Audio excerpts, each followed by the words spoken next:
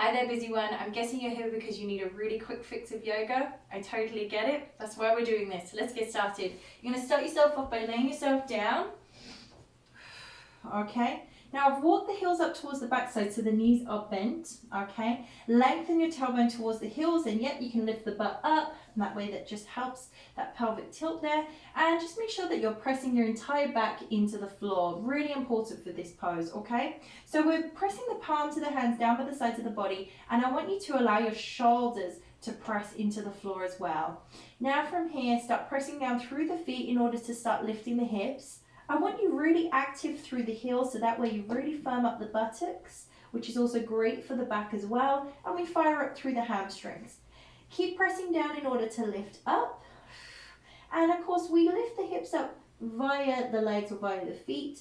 But with the lifting of the chest, I want you to really press down through the arms. And in fact, I want you to wriggle your shoulder blades just a little bit closer together. You can see I'm rocking side to side in order to accommodate that.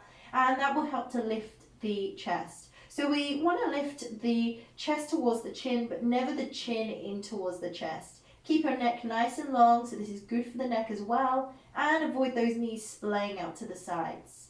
When I'm ready to come down, I'm going to wiggle the shoulder blades apart and then roll down the spine one vertebrae at a time.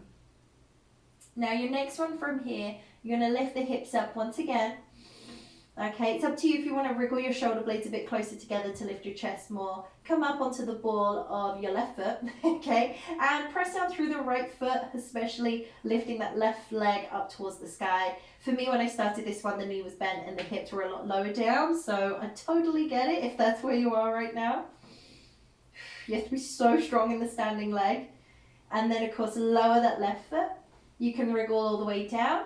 Just reset. Nice deep breaths. It's better to practice good form and alignment rather than just be rushed and do it really messy. Okay, so I'm pressing down through the left leg this time, which means the right leg slowly lifts up towards the sky, and keep pressing down in order to lift the hips up. Again, nice deep breaths, really being active, not just through the left leg, but the right leg as well, navel to spine. And then from here, lower down, you'll be pleased to know, wriggle those shoulder blades apart, and then finally roll all the way down the spine. Knees in towards the chest. Rock it out. Okay. Oh, nice job. So from here, pause with the rocking. We're going to open the hips out really, really wide. So bring those knees in towards the chest, knees out to the sides, and come into happy baby, holding onto the ankles, hamstrings or outer edges of the feet. And the main thing is that you focus on trying to lengthen the tailbone down towards the floor. So yes, that means if you found the feet but you look like a bug turned upside down, I need you to let go of the feet and hold on to the calves or your hamstrings instead, so that way your lower back and your hips open up. So it doesn't matter about holding onto the feet. What matters is the hips are opening, not you holding onto these, okay? And if you want to, you can sway side to side. Some nice rocking motions is pretty good. I recommend you do that like as warm up for even not just yoga, but it could be the gym or a run, anything like that, or as part of a cool down as well. Okay, so next up, we're going to roll ourselves up to come to a seated position. Now I'm going to get you into a boat, but because you're still warming up, I'm going to get you into a supported boat, and then it's your choice if you want to come into like full boat pose, etc. Okay, so seated, feet together, knees bent, hands out in front of you about shoulder width apart, and then drag the hands back past your hips. Roll your shoulders back, lift your chest and heart up. Slide your feet in, breathe. Doesn't work if you're tense. And then lift the feet up. So you want your feet in alignment with the knees. Now, this is where you notice if you're really leaning lots of weight into the hand, and I don't want you to do that. So you're going to have to really be subtle here and just push just a little bit of weight forwards into the front parts of the sit bones, and reach one hand forwards and maybe the other as well. And again, this is a pose that's like a work in progress. Magnetize the chest towards the thighs and the thighs towards the chest. Even this can help. Just using the hands to tell the legs where to go rather than miles away from each other. Sit yourself up, magnetize everything in towards that center line. Of course, wherever the hands are is good right now, whether you're doing this supported, you're doing what I'm doing, or you found a different variation, we're all good. Nice deep breaths. Okay, so I'm gonna hold on to the legs from here. So I'm holding on to the calves for me. And you can do this one leg at a time, or like I'm doing both legs lifting up at the same time. Lots of breathing involved for this one. Shoulders moving down and away from the ears. Navel to spine. Keep lifting the chest up towards the toes, okay? I know it's not going to happen, but it gives us direction, okay? And then from here, slowly lower down. I'm going to get you into a Baddha Konasana just to open up through the hips. So kiss the soles of the feet together, hips nice and open, knees nice and wide, heels close in or far away. It's entirely up to you. Then forward fold down into that space there, opening up through these yummy hips of yours. I find it's a really good release here for the lower back as well. So it kind of prepares us for the next round of boat. So whenever you're ready, slowly come up. So you can either take the method that we had before, which is the hands slide behind us, then we start lifting the legs, or with this one, holding on to the hamstrings, start sliding the feet in, slowly come into your balance of your choice. And with this one, I'm going to straighten out both legs up towards the sky, and I'm going to reach the hands out in front. Keep the big toes connected together and really power through the thighs. Yes, you want those quads on fire. Okay, keep lifting that chest. If you find it starts breaking, I would bend the knees and again use the hands to kind of tell the legs where to go. Okay, and coming out of it, Baddha Konasana, slowly forward folding down into that space. Nice deep breaths. Let's get ready for a downward facing dog. So we want to be on all fours, shoulders above wrists, hips stacked above the knees, spreading the hands out nice and wide. Navel to spine, tuck the toes underneath and lift up into that downward facing dog. Shoulders moving away from the ears, neck super duper long. Come up really high up onto the balls of the feet. And then on your exhale, lower the heels down towards the floor. And again, inhaling to lift the heels way off the ground. Exhaling to lower the heels closer to the floor or maybe even touching. And one more time, inhaling to lift up. Exhaling to lower down. Okay, so we're going to walk the feet towards the hands, or the hands towards the feet if you need to. Feet hip distance apart, toes facing forwards in that number 11. Bend the knees and just hang down nice and heavy from here. Neck should be nice and long. Good. Inhale, lift up halfway, hands to shins. Lift the chest and heart up. Exhaling to forward fold back down. Bend the knees and we're going to step back with the left foot. Okay, so this immediately gets us into that lunge territory.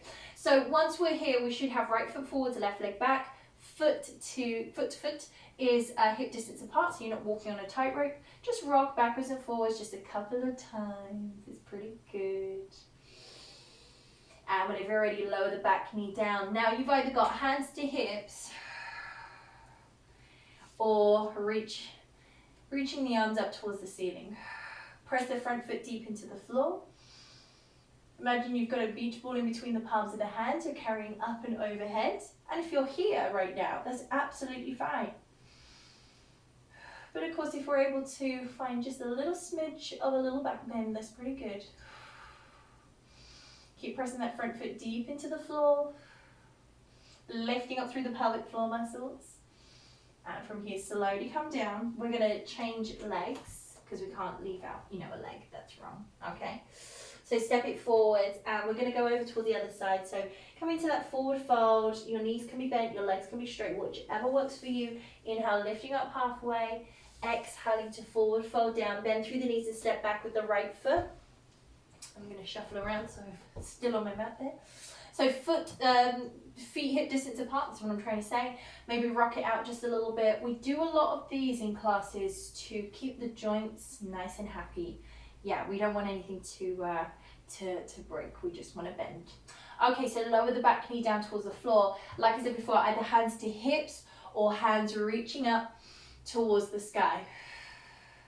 Nice deep breaths the whole time. Shoulders moving away from the ears. Press that front foot deep into the floor. So the legs have to be so active for crescent lunge, but so does the back entirely. And from here, slowly coming down. Okay, so Let's step forwards into forward fold. Shoulders moving away from the ears this time. Holding onto the backs of the legs, lift the sit bones up really high up towards the ceiling.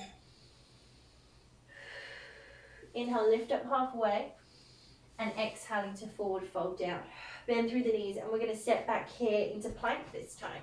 So once you're in your plank, if you need to shuffle around, that's absolutely fine. By the way, we want the feet about hip distance apart. You can have the big toes together, by the way. Try not to sag there through the hips, or lift the bum up, so level off your tailbone towards your heels, strengthen that front body, get that core on the go as well. And this time we're going to sway side to side. You can do this on your forearms as well if you don't want to join me being on the hands. Okay, and then we're back to center. Pause, close the eyes now. If you need to lower it down into mermaid plank, that's absolutely fine. And whenever you're ready, we're gonna lower down the knees. Find your child's pose. And relax down into it. So child's pose of your choice. It could be knees together, knees apart. Hands, arms can be in whichever variation suits you and your body. For me, it's stacking the hands and having the head ever so slightly elevated works really well. Not just for like recording purposes, but also it's a personal preference of mine. I find that I collapse into my neck a little bit when it's all the way down towards the floor. So it really is about finding what works for you and your body. Okay, whenever you're ready, slowly bring yourself up to come to a seated position. Bring the legs round. Okay. Now, if you are working, if you're doing this, from home, then you might want to have a chair or a sofa out there in front of you instead. Okay, so that way you can rest your feet on, and it's quite nice. I'd personally rest like underneath the calves all the way to the feet on your chair or on your sofa, so you elevate the feet a little bit higher. You can do this in bed and bring your feet up towards the ceiling as well. Really, really nice for your circulation. So we're just going to lay yourselves down for a few moments here. For me, I'm using the blocks instead, but of course you can use whatever you've got hanging around the house. I'm sure you've got a few options. Palms of the hands on top of the belly. We're going to take 5 nice deep breaths. Inhaling through the nose. And long exhale out through the mouth. So feel your body really sink into the floor or sink into any props that you are using right now. And breathe into the lower part of the belly, feeling the belly rise and swell on the inhale. And on the exhale, that sweet deflation. Like I said before, using those exhales as a way of a release, letting go of any negativity.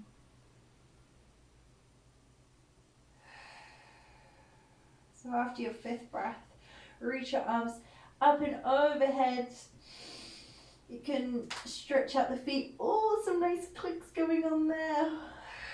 Whenever you're ready, bring yourselves up to come to a seated position.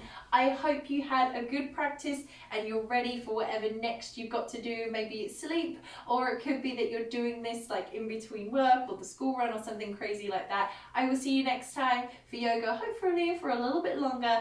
And I'll see you next time. Bye.